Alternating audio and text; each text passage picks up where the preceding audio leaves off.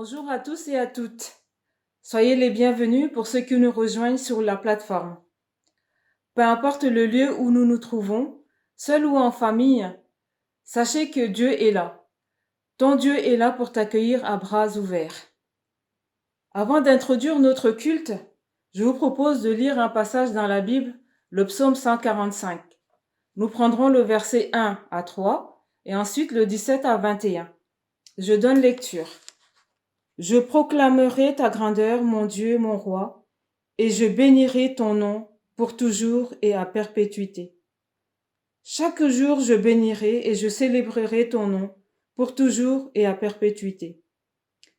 L'Éternel est grand et digne de recevoir toute louange, sa grandeur est insondable. Le verset 17. L'Éternel est juste dans toutes ses voies et bon dans tous ses œuvres.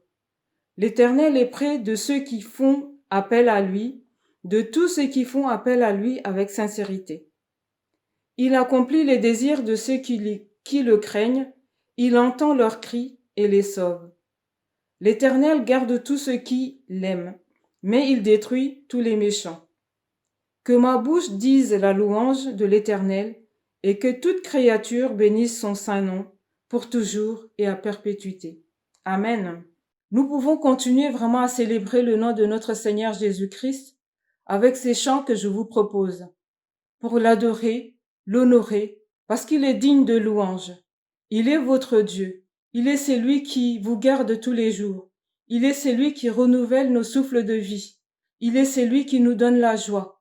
Il est celui qui nous garde de tous ces fléaux qui nous assaillent dans ce monde.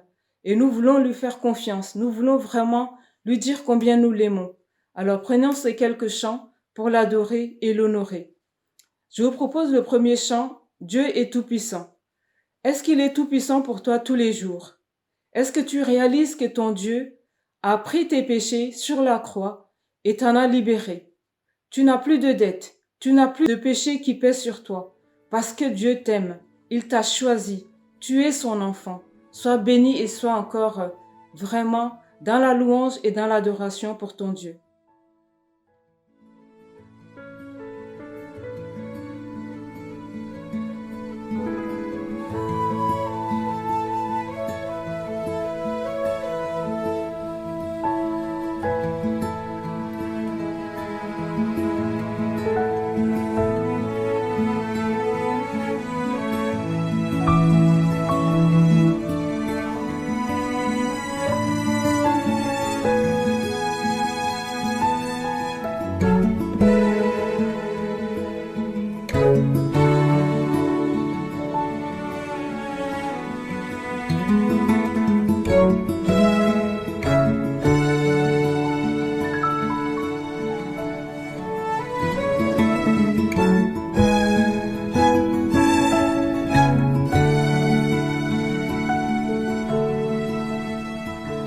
Dieu tout-puissant,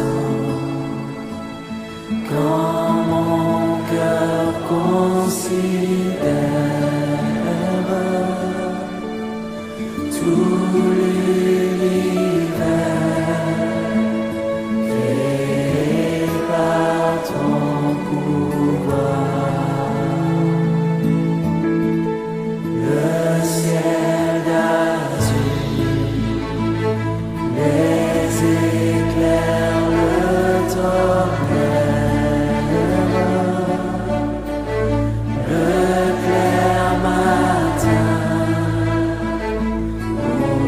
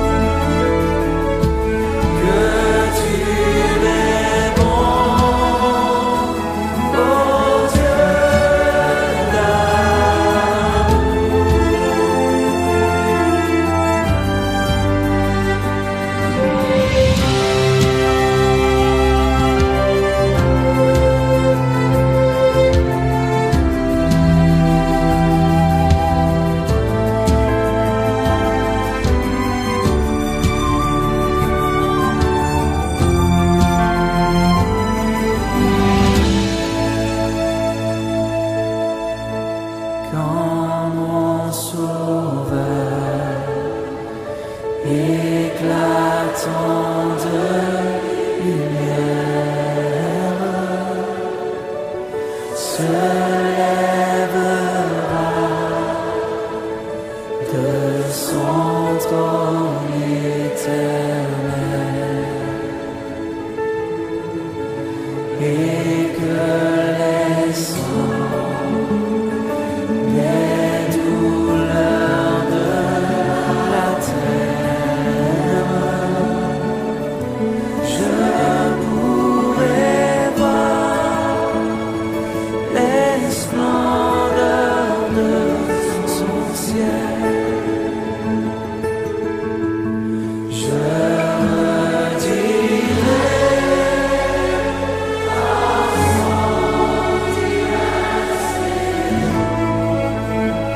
rien n'est plus grand, non, rien que ton amour. Je redirai dans son divin séjour. Rien n'est plus grand que ton amour. Rien n'est plus grand que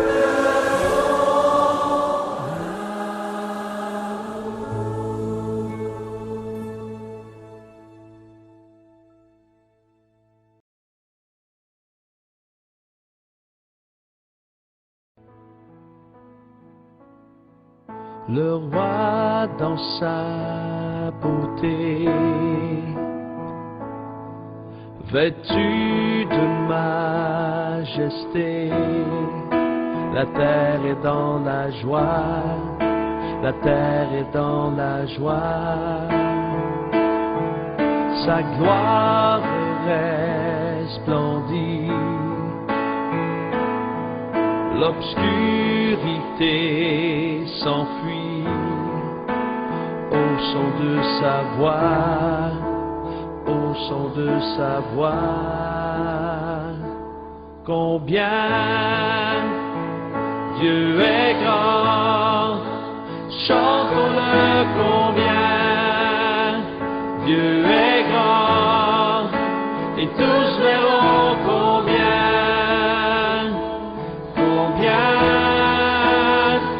Dieu est grand,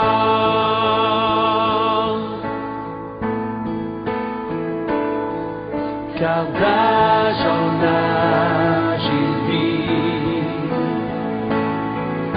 le temps lui est soumis, commencement et fin, commencement et fin, céleste Trinité,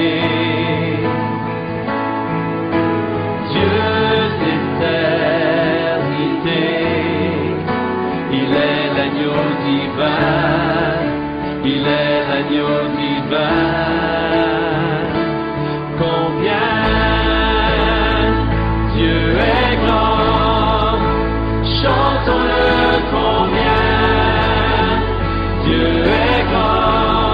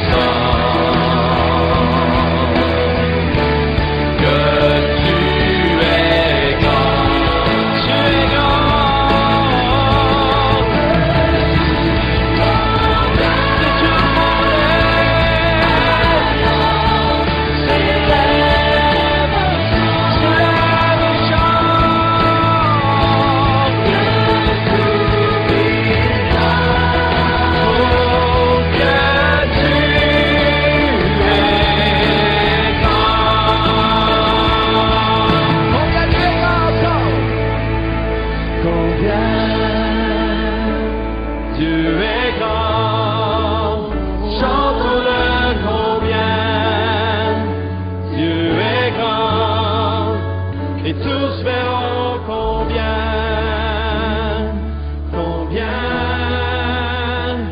Dieu est grand, combien Dieu est grand, combien Dieu est grand, chantons-le combien Dieu est grand, et tous verront combien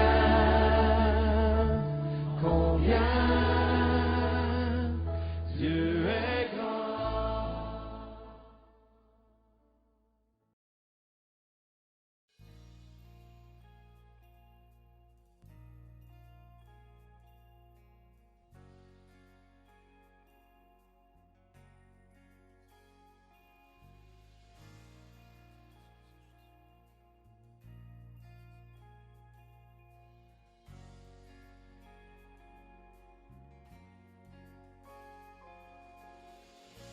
Qui est digne d'ouvrir le livre?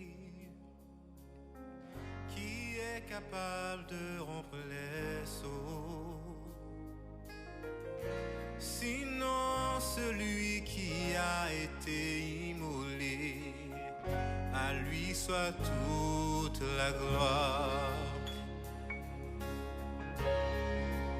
À celui qui est assis sur le trône et à l'agneau, soit la louange, l'honneur, la gloire, la force à jamais.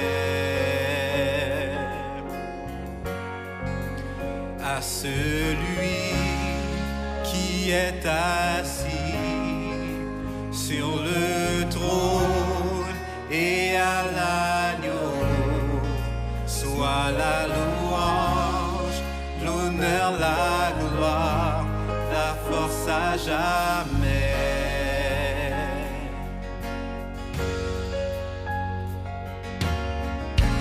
Qui est digne d'ouvrir le livre? Qui est capable de rompre les sceaux? Sinon celui qui a été immolé, à lui soit toute la gloire. Qui est digne d'ouvrir le livre? Qui est capable de rompre les sceaux? Sinon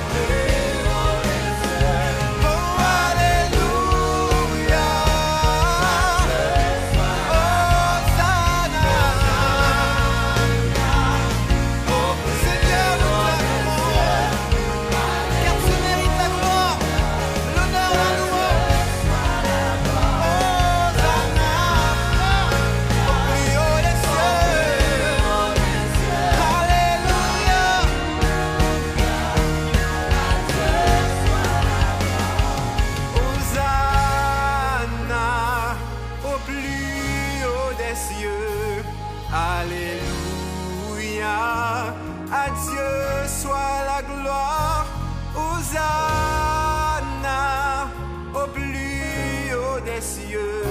Oh Alléluia, à Dieu soit la gloire. À celui qui est assis sur le trône et à l'agneau soit la louange, l'honneur, la gloire, la force à jamais. À toi Jésus, à toi la gloire. Chantons Hosanna.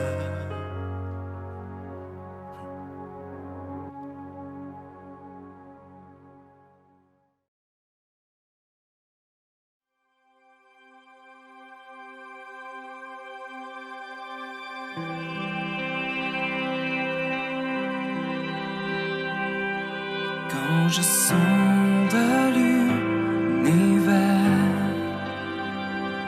les astres que tu as créés,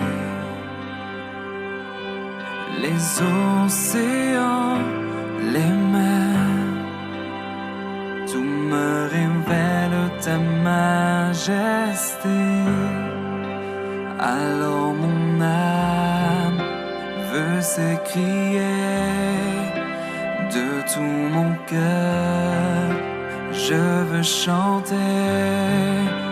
Oh Dieu, tu es infiniment grand, éternel puissant, roi majestueux.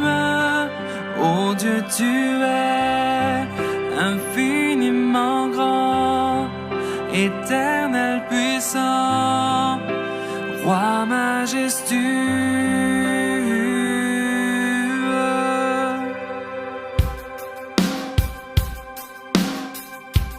Quand je songe que tu m'as fait,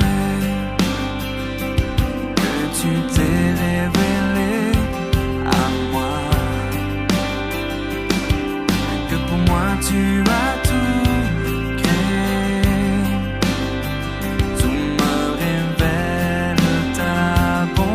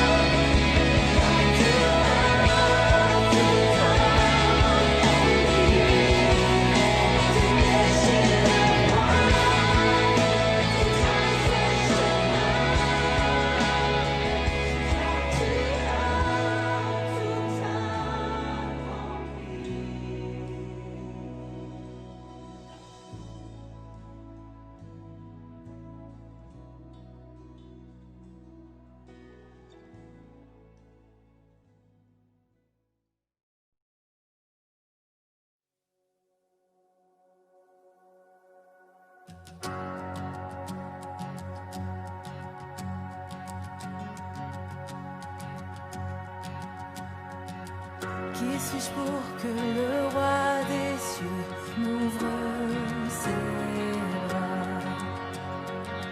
Perdu mais trouvé par sa grâce, son amour pour moi, son amour pour moi.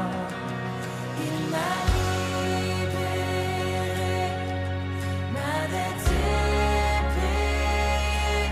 Je suis enfant de Dieu, je suis à lui. Il m'a racheté à la croix grâce à son deuil. J'étais esclave du péché, mais il m'a sauvé. Jésus m'a sauvé. Il m'a libéré. Ma dette est payée. Je suis enfant de Dieu. Je suis à lui. Et dans sa maison, j'ai trouvé ma place. Je suis enfant de Dieu. Je suis à lui. Je suis choisi et affranchi. En toi, je sais qui je suis. Tu es pour moi, pas contre moi. En toi, je sais qui je suis. Je suis choisi et affranchi. En toi, je sais qui je suis. Tu es pour moi, pas contre moi. En toi, je sais qui je suis. En toi, je sais qui je suis. Il m'a libéré. Ma dette est payée. Je suis enfant de Dieu. Je suis à lui. Et dans sa maison, j'ai trouvé ma place. Je suis enfant de Dieu. Je suis à lui. Et dans sa maison, j'ai trouvé ma place. Je suis enfant de Dieu. Je suis à lui.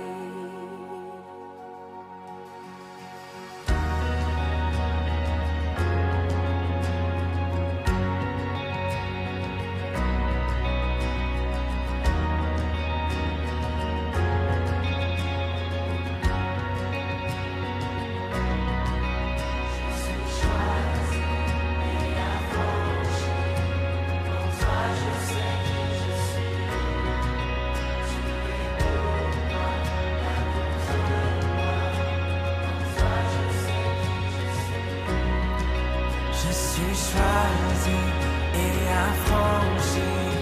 En toi, je sais qui je suis. Tu es pour moi, pas contre moi. En toi, je sais qui je suis. Je suis choisi et affranchi. En toi, je sais qui je suis. Tu es pour moi, pas contre moi. En toi, je sais qui je suis. Je suis choisi et affranchi. En toi, je sais qui je suis. Tu es pour moi, pas contre moi. En toi, je sais qui je suis. Oh, en toi, je sais qui je suis. Oui, en toi, je sais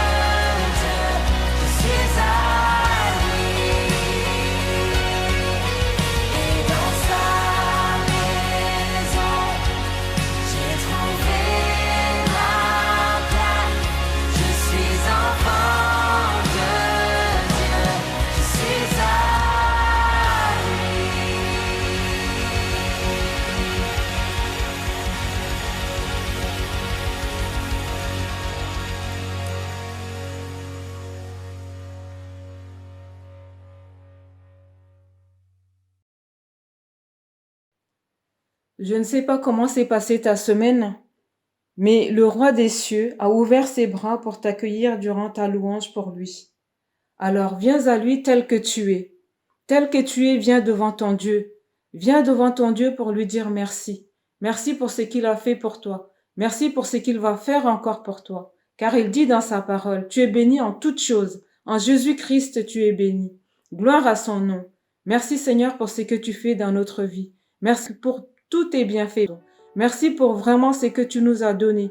Ton Fils Jésus-Christ. En lui, nous pouvons venir devant toi avec assurance, avec affirmation que tu es notre Dieu et nous sommes tes enfants. Avec lui, nous sommes co-héritiers. Sois béni et sois glorifié.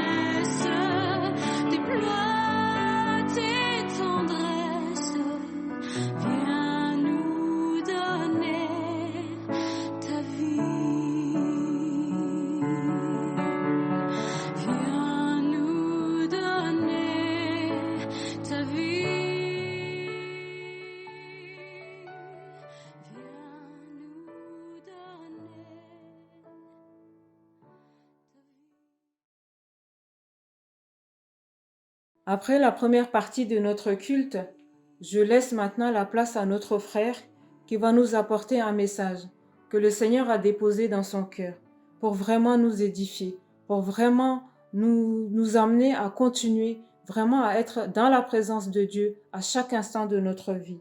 Quant à moi, je vous dis un bon dimanche et que le Seigneur vous bénisse. Amen.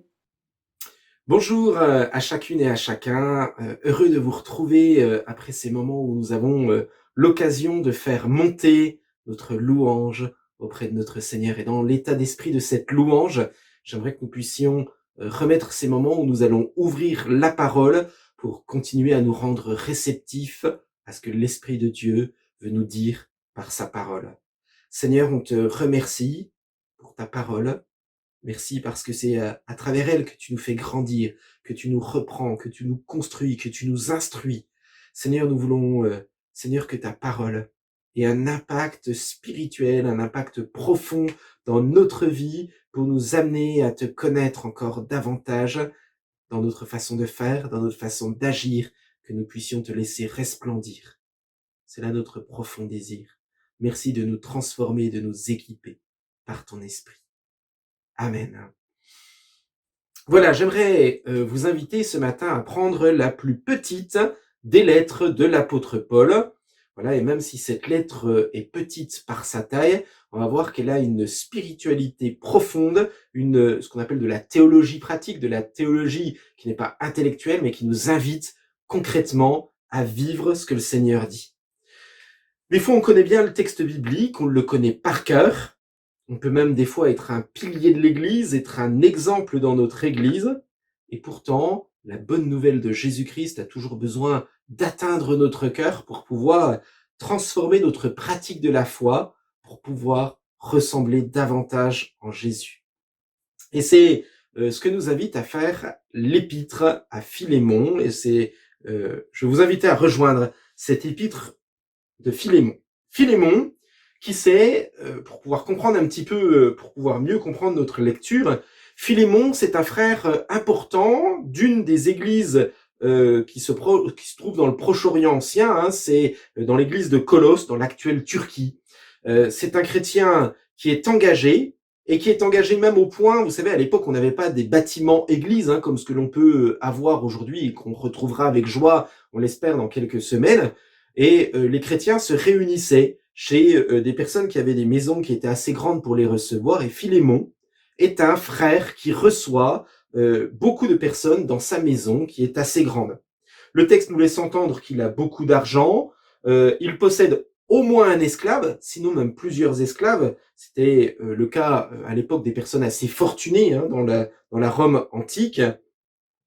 Philémon est un frère qui est venu aussi à la fois par l'intermédiaire de l'apôtre Paul, et on sent que entre l'apôtre Paul et Philémon, il y a une intimité, ce que beaucoup parmi nous, on aimerait avoir eu l'occasion de connaître. Eh bien, Philémon va avoir l'occasion de pouvoir discuter régulièrement avec l'apôtre Paul. Jusque-là, on va dire tout va bien. On a affaire à un chrétien engagé qui a du succès dans sa foi, qui a une grande maison, qui a une épouse, qui a des biens, mais Philémon, à un moment, va être atteint dans son cœur, atteint dans la pratique de sa foi, puisque il va être affecté par un événement. Il a un de ses esclaves, qui s'appelle Onésime, qui va quitter soudainement la maison de son maître, et qui va non seulement partir de la maison, mais qui va partir en volant son maître. Et cet esclave va partir et va s'orienter en direction de la ville de Rome. Et là-bas, on ne sait pas trop dans quelles circonstances, mais cet esclave Onésime va avoir l'occasion de rencontrer l'apôtre Paul. On ne sait pas si c'est sciemment que Onésime va aller rencontrer Paul, ou si c'est par la grâce de Dieu qu'à un moment Onésime va rencontrer Paul. Mais on va voir que suite à sa rencontre avec Paul, Onésime va vivre une conversion profonde, une repentance profonde. Il va devenir un véritable frère dans la foi, au point même que Paul va dire qu'il a une intimité et une affection profonde pour Paul, mais pour Onésime. Mais il comprend qu'il ne peut pas garder Onésime, Paul ne peut pas garder Onésime auprès de lui, et il va inviter Onésime à mettre sa vie en règle en allant auprès de son maître, en lui demandant pardon, voire en reprenant la fonction qu'il pouvait avoir. Et c'est là que j'aimerais prendre l'épître de Philémon à partir du verset 4, et je lirai à partir du verset 4 et jusqu'au verset 21. Philémon, verset 4. Je ne cesse d'exprimer ma reconnaissance à Dieu lorsque je fais mention de toi dans mes prières. Donc c'est Paul qui s'adresse à Philémon. Car j'entends parler de l'amour et de la confiance que tu as envers le Seigneur Jésus et envers tous ceux qui lui appartiennent. Je demande à Dieu que la solidarité qui nous unit à cause de ta foi se traduise en actes et qu'ainsi tout le bien que nous aurons amené à faire pour le Christ soit rendu manifeste. Car j'ai éprouvé une grande joie et un grand encouragement en apprenant comment tu mets ton amour en pratique. Frère, tu as en effet réconforté le cœur de ceux qui appartiennent à Dieu. C'est pourquoi, malgré toute la liberté que le Christ me donne de te prescrire ton devoir, je préfère t'adresser cette demande au nom de l'amour, étant ce que je suis. Moi, Paul, un vieillard, et de plus maintenant, un prisonnier à cause de Jésus-Christ. Je t'adresse cette demande au sujet de mon enfant, Onésime, dont je suis devenu le père spirituel ici en prison. Autrefois, il t'était inutile, mais maintenant il est utile à toi comme à moi. Je te le renvoie donc, lui qui est devenu comme une partie de moi-même. Personnellement, je l'aurais volontiers gardé auprès de moi, il aurait pu ainsi me rendre service à ta place, alors que je suis en prison à cause de la bonne nouvelle. Je n'ai cependant rien voulu entreprendre sans ton assentiment, pour que le bienfait que tu m'auras ainsi accordé ne soit pas forcé, même en apparence, mais entièrement volontaire. D'ailleurs, qui sait, peut-être Onésime a-t-il été séparé de toi pour un temps, afin que tu le retrouves pour toujours, non plus comme un esclave, mais bien plus qu'un esclave, comme un frère très cher. Il l'est tellement pour moi, combien plus le sera-t-il pour toi, en tant qu'homme et en tant que frère dans le Seigneur. Par solidarité envers moi, accueille-le comme s'il s'agissait de moi-même. Si tu as été lésé par lui, ou s'il te doit quelque chose, porte cela sur mon compte. J'écris ce qui suit de ma propre main, moi Paul, je te rembourserai ses dettes. Et je ne veux pas te rappeler ici que toi aussi, tu as une dette à mon égard. C'est ta propre personne. Oui, frère, fais-moi cette faveur à cause du Seigneur. Réconforte mon cœur pour l'amour du Christ. Je t'adresse cette lettre avec la certitude que tu répondras à mon attente. Et même, je le sais, tu feras encore plus que je ne demande. Et j'arrêterai ici cette lecture. Voilà, j'ai souhaité nommer cette prédication Philémon, ou le pardon comme une attitude spirituelle. Et j'aimerais voir 3 points que l'on voit au cours de cette prédication qui vient développer cette attitude spirituelle du pardon. Voilà, le pardon est quelque chose de beaucoup plus qu'un sentiment ou qu'une émotion, mais c'est une véritable manifestation de celui à qui nous appartenons. Le premier point que j'aimerais développer, c'est le caractère spirituel de celui qui pardonne. Le texte que nous avons lu commence par la reconnaissance à Dieu de qui est Philémon. Philémon est un serviteur fidèle et attentif de la part du Seigneur. Philémon, c'est une personne qui a le souci de plaire à Dieu et de rechercher ce qui plaît à Dieu. La spiritualité commence par un acte d'engagement clair pour le Seigneur Jésus. Être spirituel, ce n'est pas simplement être dans l'activité, être dans l'action, ce n'est pas simplement prier, mais c'est vraiment toute une attitude qui vient habiter et animer notre personne, où chaque chose que nous faisons a pour objectif de plaire à Dieu. Autrement dit, nous voyons qu'un engagement pour Jésus ne se contente pas simplement de venir au culte le dimanche matin ou d'inviter des gens dans sa maison. Lorsque nous regardons la vie de Philémon, nous avons affaire à un homme qui démontre sa foi par un engagement concret. Il vit l'Église, il la porte, il aime les frères et sœurs de l'Église. On se rend compte du verset 4 jusqu'au verset 7, on se rend compte de tous les éloges qui sont faits sur l'attitude de Philémon, qui accueille des gens dans sa maison, qui va consoler les frères, qui va être un véritable appui, un véritable soutien. Il a une foi visible, et cela vient impacter ses prières, cela vient impacter sa spiritualité. Paul lui-même s'est attaché à ce frère à cause de la valeur spirituelle profonde qu'il a. Et parce que ce frère a une valeur spirituelle profonde, eh bien, Paul va savoir qu'il va se rendre sensible à la voix de l'Esprit. La première caractéristique de celui qui pardonne est le souci d'avoir le Seigneur en premier dans ta vie. Si Dieu est le premier dans ta vie, si tu es croyant et que cela influe sur ta vie, eh bien, on peut se douter que ta spiritualité aura l'occasion d'être sensible aux choix que Dieu va pouvoir mettre. Et lorsque Dieu va te demander quelque chose, lorsque Dieu va te demander de pardonner, eh bien, tu seras dans cette capacité de pouvoir pardonner. Si Philémon a le souci du Seigneur, Philémon a aussi le souci des frères et sœurs de l'Église. Comme je l'ai dit, dans les premiers versets, nous le sentons. Au verset 5, il est parlé de son amour pour tous les frères et sœurs de l'Église. Un amour qui s'exprime par le don de lui-même, par le don de ce qu'il a de meilleur.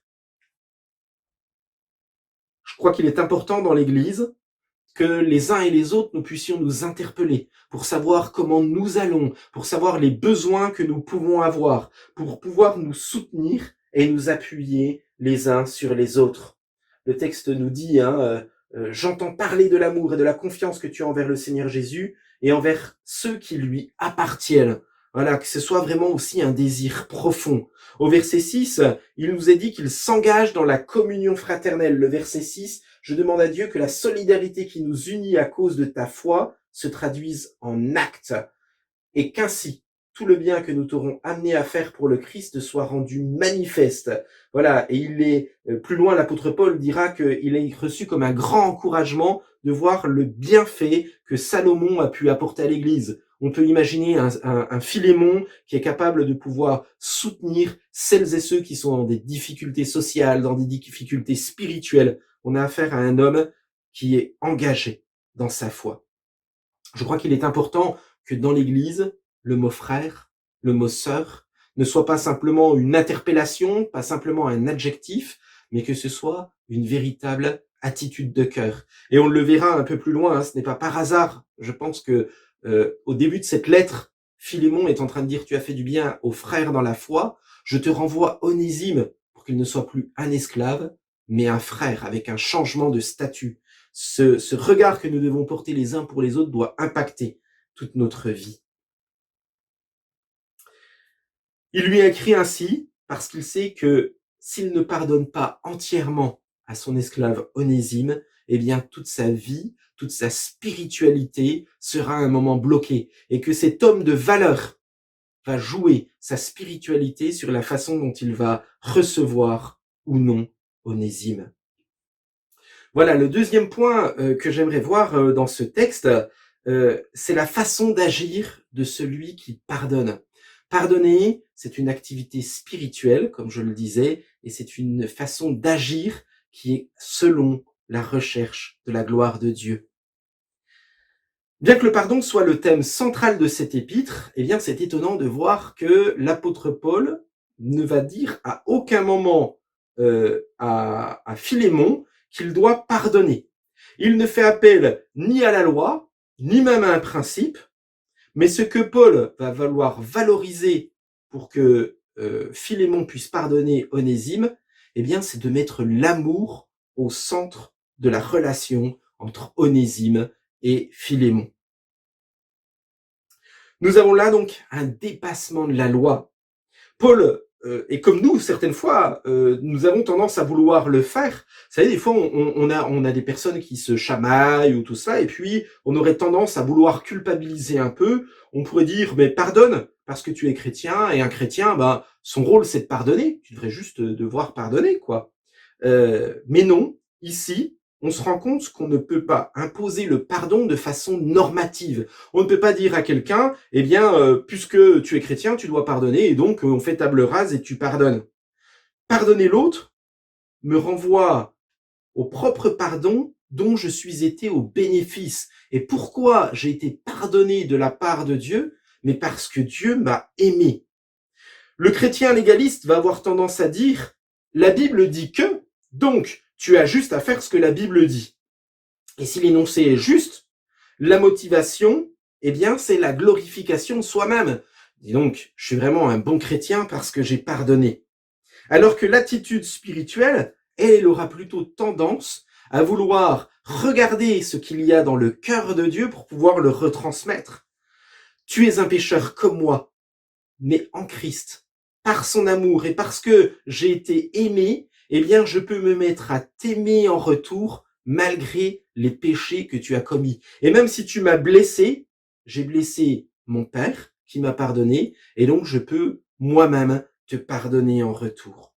Et c'est le déroulement que Paul va pouvoir utiliser. Et c'est là, moi, je trouve quelque chose de brillant et de fameux, c'est que ce Philémon, qui est un homme spirituel, va pouvoir vivre ce pardon spirituellement. Des versets 10 à 14, il y a tout d'abord une attitude d'accueil qui va être demandée de la part de Philémon. L'accueil de l'autre est le premier pas du processus pour le pardon. Vous savez, ça m'est déjà arrivé de dire que ce n'est pas par hasard que le repas du pardon que nous prenons le dimanche au cours de la Sainte Seine, c'est un repas.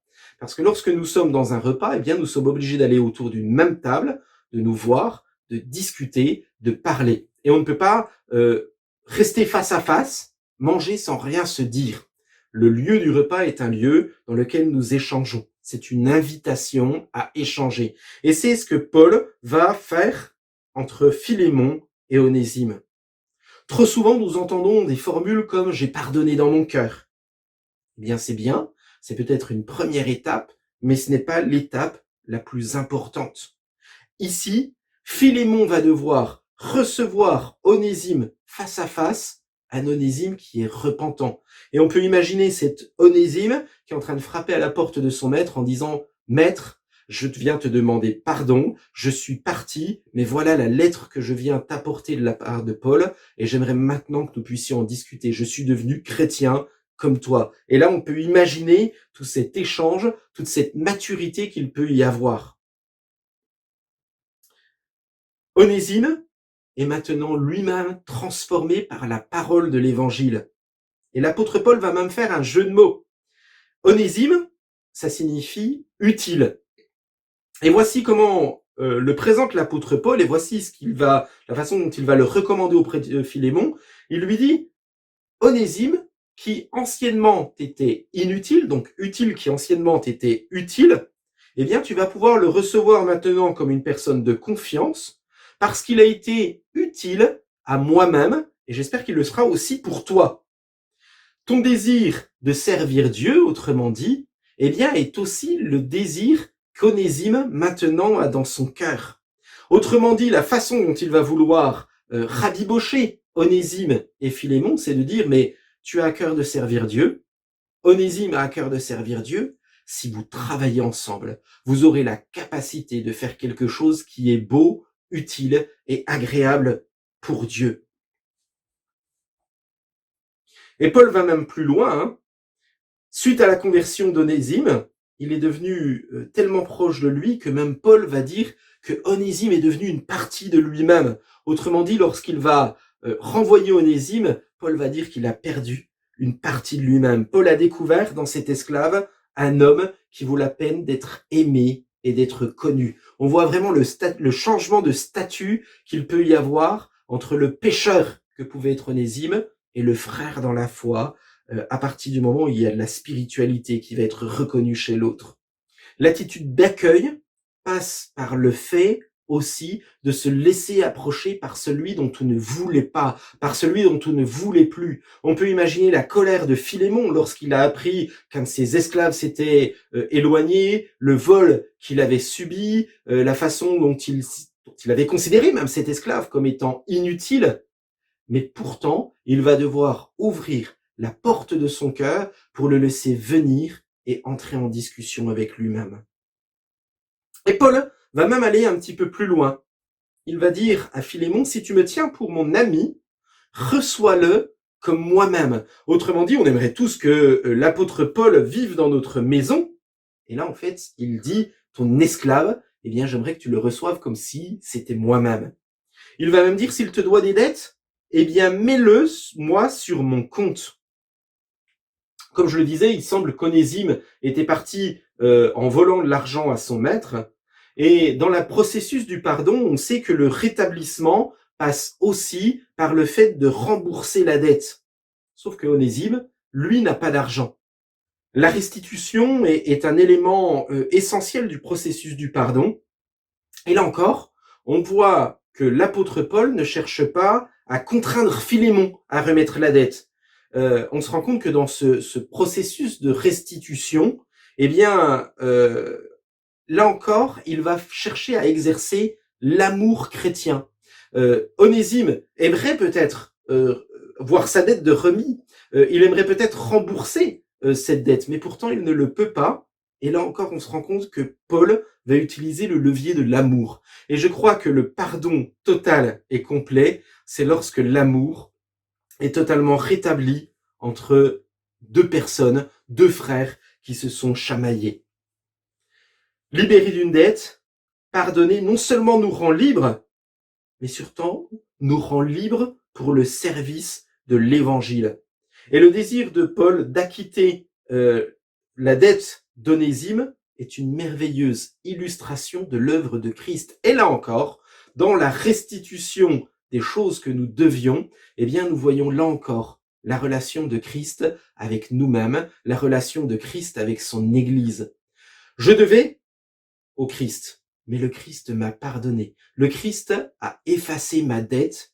Et de la même façon, si Philémon veut exprimer une attitude spirituelle dans la restauration, eh bien, il va devoir lui aussi accepter que les quelques centaines, peut-être quelques milliers d'euros qu'il s'est fait voler ne sont rien en comparaison du retour de celui qui était considéré comme un esclave, mais qu'à partir de maintenant, il va devoir considérer comme un frère. Si nous regardions les frères et les sœurs qui sont en face de nous, les frères et les sœurs repentants, les frères et les sœurs qui sont certaines fois des piliers, certaines fois qui sont plus difficiles à tirer, eh bien, nous aurions l'occasion de pouvoir voir dans ces frères et ces sœurs des richesses immenses, toute la richesse que le Christ manifeste par notre intermédiaire, mais qu'il manifeste aussi par l'intermédiaire de celles et ceux qui sont autour de nous. C'est quand nous pardonnons que nous ressemblons le plus à Dieu.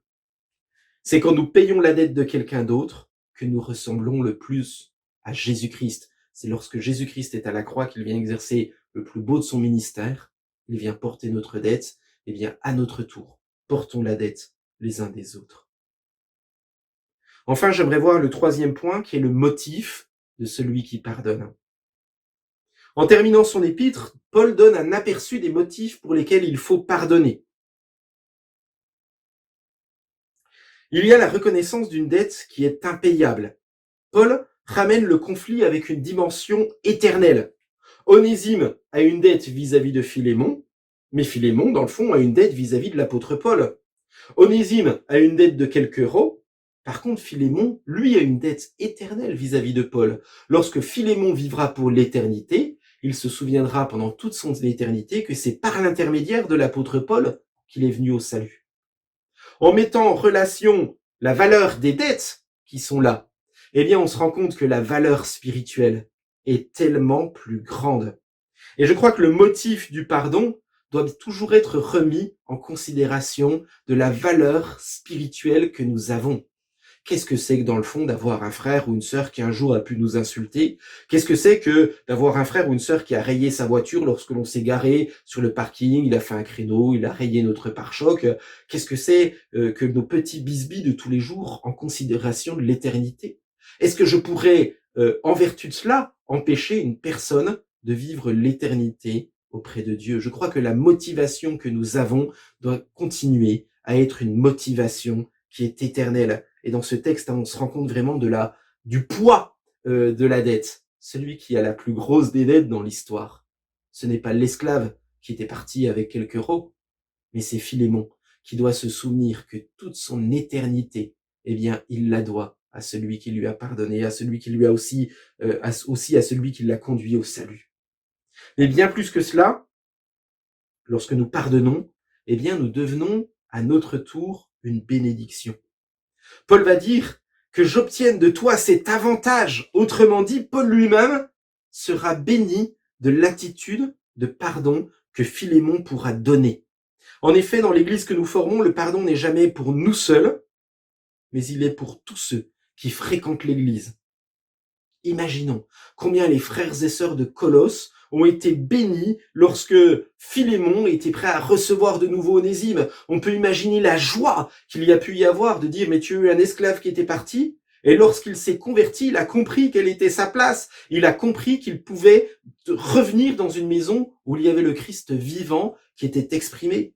On peut imaginer même la joie pour tous ses frères et sœurs d'avoir vu Onésime auparavant peut-être les servir à table alors qu'ils étaient en train de manger, et là, cette fois-ci, être à table avec eux, en train de témoigner de sa foi et de son amour. Je crois qu'il y a là, dans cette dimension du pardon, un véritable encouragement pour l'Église, une véritable bénédiction. Osons ne pas retenir les dettes, osons ne pas retenir les péchés, osons ne pas retenir le mal que certains ou certaines ont pu nous faire pour pouvoir nous réconcilier et devenir à partir de ce moment-là un objet de bénédiction. Quelle joie cela pourrait être que d'avoir des frères et des sœurs qui se réconcilient. Je me souviens dans une ville de la région d'où je viens, il y a peut-être une 50aine d'années, où pour des questions de tempérament, des questions de personnes, eh bien des chrétiens avaient quitté une église et avaient monté une autre église en parallèle, avec des conflits, on peut imaginer tous les conflits qu'il y a pu y avoir. Et puis, il y a une dizaine d'années, j'apprends avec une grande joie qu'il y ait eu un processus de réconciliation et où de deux églises qui avaient vécu une crise, eh bien, ils ont pu se réconcilier pour devenir une seule église. Mais je crois que ça, c'est un véritable témoignage formidable de ce que le Christ fait et veut faire pour nous. À chaque fois que nous pardonnons, que nous persévérons, que nous nous engageons, nous ne nous en rendons pas compte, mais nous édifions l'Église non seulement physiquement, mais aussi spirituellement. Toutes ces petites touches sont de véritables bénédictions pour l'Église. Alors j'aimerais conclure. Ce que j'aime dans ce texte, c'est que ça nous parle d'une situation qui est une situation précise. Nous sommes dans un monde chrétien où certaines fois on vit la réalité de l'Église dans le temps présent sans se rendre compte de tout ce que cela peut impliquer pour nous. Un peu comme Philémon, on peut être des piliers dans l'Église, on peut avoir une attitude qui est une attitude majestueuse, correcte, être un exemple, et puis un jour avoir quelque chose qui vient nous toucher dans notre cœur, dans notre âme. On peut penser particulièrement à Philémon qui a beaucoup de biens, que les quelques milliers d'euros, peut-être centaines d'euros qu'il s'est fait voler, eh bien, ont pu l'atteindre dans son être profond.